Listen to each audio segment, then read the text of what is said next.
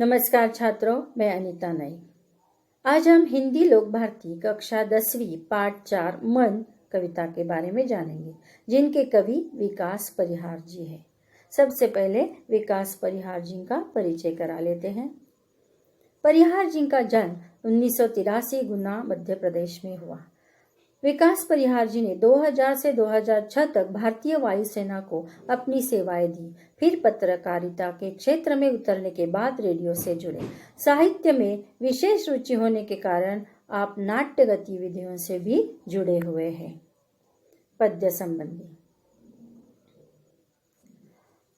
Haiku यह कविता का प्रकार होता है। जैसे अपने यहाँ चारोळी, दोहा, अभंग होते हैं, उसी प्रकार यह जापान की लोकप्रिय काव्य विधा है। हाइकू विश्व की सबसे छोटी कविता कही जाती है। 5वें दशक से हिंदी साहित्य के हाइकू को खुले मन से स्वीकार किया है। हाइकू कविता 5-7-5 कुल मिला के 17 वर्ण के ढांचे में लिखी जाती है। आइए देखते हैं, गिनते हैं। पहली पंक्ति 1 2 3 4 5, दूसरी पंक्ति 1 2 3 4 5 6 7, तीसरी पंक्ति 1 2 3 4 5। इस प्रकार कुल मिला के 17 अक्षर होते हैं। 3 पंक्ति की यह विधा होती है। चलिए देखते हैं एक एक पंक्ति का अर्थ। घना अंधेरा, चमकता प्रकाश और अधिक। जब चारों ओर घना अंधकार होता है, उस वक्त प्रकाश की एक छोटी सी किरण भी अमूल्य होती है। प्रकाश की यह किरण सही मार्ग दिखाती है। कवि हमें यह संदेश दे रहे हैं कि जिस तरह अंधकार में प्रकाश का असली महत्व समझ आता, उसी प्रकार जीवन में जब विपरीत परिस्थितियां आती है, तो हमारे अधिक प्रयत्नों से हमें जीवन में सफलता मिलती है। कोई न कोई मार्ग निकल आता है, किंतु हम उस अंधेरे से डर कर बैठे रहे तो हमें सफलता नहीं मिलती। करते जाओ, पाने की मत सोचो, जीवन सारा। कवि कहते हैं कि हमें कर्म की ओर ध्यान केंद्रित करना चाहिए, उसके फल पर बिल्कुल भी ध्यान नहीं देना चाहिए। फल कभी न कभी मिल ही जाएगा। यदि फल के बारे में सोचते रहे तो कर्म और जीवन का आनंद गवा बैठेंगे। बस काम करते जाओ, फल तो अपने आप मिल ही जाएगा। जीवन नैया मंझधार में डोले, संभाले कौन। यहाँ मंझधार का मतलब है नदी के प्रवाह का मध्य भाग। मानो यह दुनिया बहुत बड़ा समुद्र है और हम यानी मनुष्य प्राणी उसमें चलने वाली नाव है। जिस प्रकार समुद्र में तूफान आते हैं, अच्छा नाविक तीर पार कर देता है और कमजोर अपना जीवन गवा बैठता है, अर्थात उसका जीवन समाप्त हो जाता है। इसलिए अब हर एक को समझना चाहिए कि दुनिया में अपनी जीवन की बागडोर खुद को ही संभालनी है। अपने जिंदगी में कितनी भी तूफान क्यों ना आए, अपनी नैया किनारे पार लगानी होगी। यहाँ कोई अपनी मदद करने वाला नहीं होगा। रंग बिरंगे रंग संग लेकर आया फागुन। कवि कहते हैं कि फागुन महीना यानी कि बसंत ऋतु अपने 7 रंगों का त्योहार होली लेकर आता है। वह सभी को खूब भाता है। इस त्योहार में रंग से नहाकर सभी लोग रंग बिरंगी हो जाते हैं। यह समय उल्लास और उमंग का समय होता है। कांटों के बीच खिलखिलाता फूल देता प्रेरणा। कवि कहते हैं कि संघर्ष ही जीवन है। जीवन में अनेक प्रकार के संघर्ष आते हैं।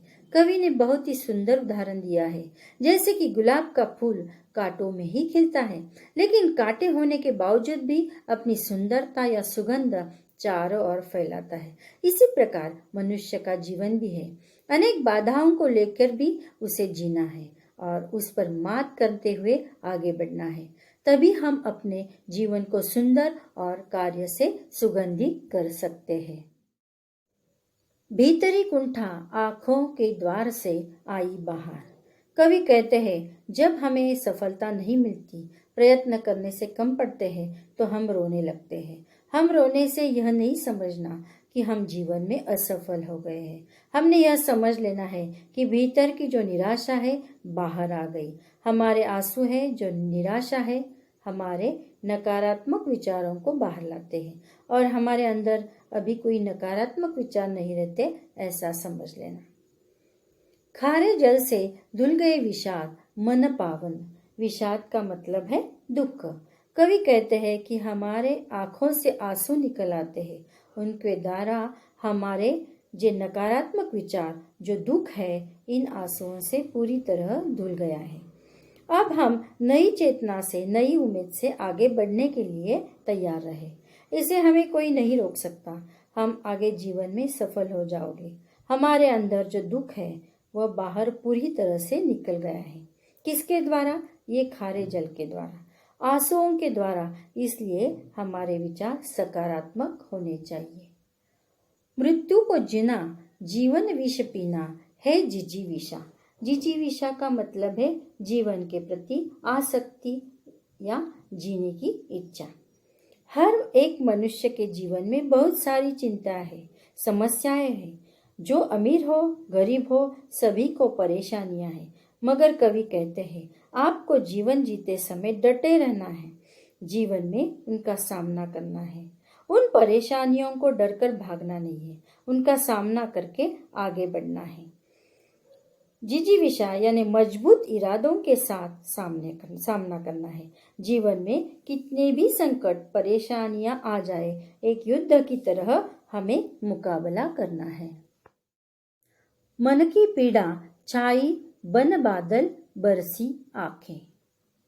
आकाश में बादल बहुत घने होते हैं, तभी वर्षा होती है। उसी प्रकार मन की जो पीड़ा है, वह दर्द है, उसी कारण आंखों से आंसुओं के रूप में बरसने लगती है। चलती साथ पटरियां रेल की, फिर भी मौन। कवि कहते हैं कि जीवन जब चलता है, उसके बारे में तो पटरी का उदाहरण देते हैं। रेल की पटरी जो है, दो पटरियां होती है, एक साथ उसके ऊपर रेल चलती रहती है, मगर यह रेल पटरियां एक दूसरे से कभी बात नहीं करती। सितारे छिपे बादलों की ओट में सुना आकाश। कवि कहते हैं आकाश में जब बादल आते हैं, तब आकाश के अंदर जो छिपे रहते सितारे वह आकाश को सुना कर देते हैं। वह सितारे आकाश से चले जाते हैं तो आकाश सुना सुना लगता है। सितारे रहने से आकाश का रूप निकल आता है और सुंदर रूप दिखाई पड़ता है। वह सभी को भाता है, आकाश अच्छा लगने लगता है। कवि कहते हैं कि जीवन रूपी आकाश पर जब खुशियों के तारे चमकते हैं तो जीवन आनंदी होता है, परंतु हर सुख क्षणिक होता है, उसके ऊपर दुख के बादल छाए रहते हैं। जीवन निराशा से घिर जाता है। कोशिश करनी होगी कि दुख का पर्दा हमेशा के लिए हट जाए। तुमने दिए जिन गीतों को स्वर हुए अमर। कवि कहते हैं यदि हमने जीवन में सफलता अर्जित की, पर औरों को सफल बनाने के लिए प्रयत्न किए, उनको मदद की, उनके लिए कुछ करके दिखाए, तो हम जीवन में सफल हो जाते हैं और हम अमर हो जाते हैं। इसलिए हमें औरों की मदद करनी चाहिए। इसी द्वारा समाज में हम परिवर्तन ला सकते हैं। यह कवि हमें इन पंक्तियों के द्वारा कहते हैं। सागर में भी रहकर मछली प्यासी ही रही। पानी में रहने वाली मछली जिसका जीवन ही पानी है। कवि कहते हैं सागर बहुत बड़ा होता है, सागर का पानी खारा होने के कारण मछली प्यासी रह जाती है।